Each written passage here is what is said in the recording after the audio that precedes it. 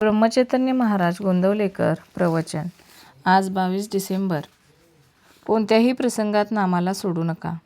आकाशाला भिवून पळाले तरी कुठेही आकाश हे असणारच. त्याप्रमाणे कुठेही गेले तरी देह, मन आणि त्याच्याबरोबर त्याचे भोगही आपल्याबरोबर येणारच.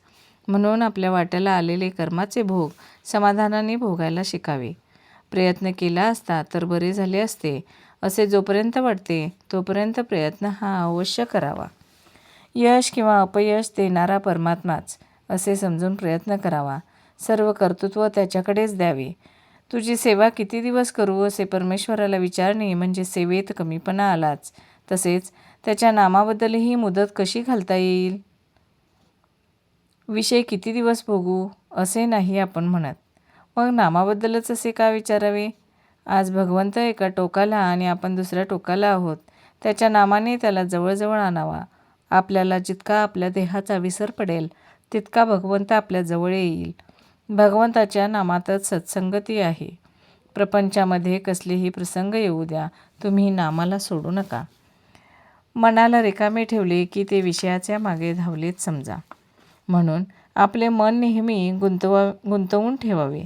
उठणे, बसणे, जप करणे, वाचन करणे, गप्पा गोष्टी करणे, चेष्टा विनोद करणे वगैरे सर्व क्रियांमध्ये भगवंताशी संबंध आणि संदर्भ ठेवावा.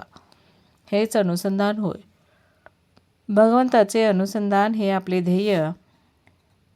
त्याला अनुसरून बाकीच्या गोष्टी आपण करूया. आपली वृत्ती आणि भगवंत यांना जोडणारी साखळी म्हणजेच भगवंताचे नाम होय.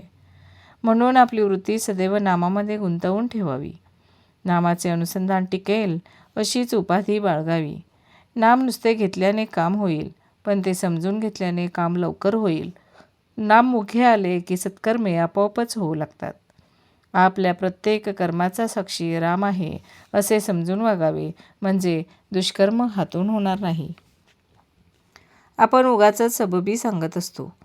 काम असेल त्यावेळी कामाची सबब, काम नसेल त्यावेळी नामस्मरण न करता उगाचच गप्पा नाहीतर निंदास्तुती किंवा इतर खेळ खेळण्यात वेळ घालवतो.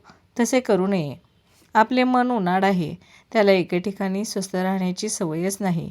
त्याला थोडी बळजबरी करून नाम घ्यायला लावले पाहिजे.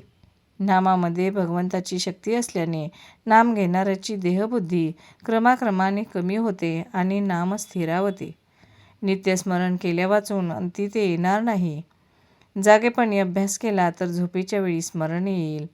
झोपेच्या वेळी स्मरण झाले तर रात्री स्वप्नात तेच येईल आणि असा सदोदित ध्यास ठेवला तर मरणाच्या वेळीही तेच स्मरण राहील.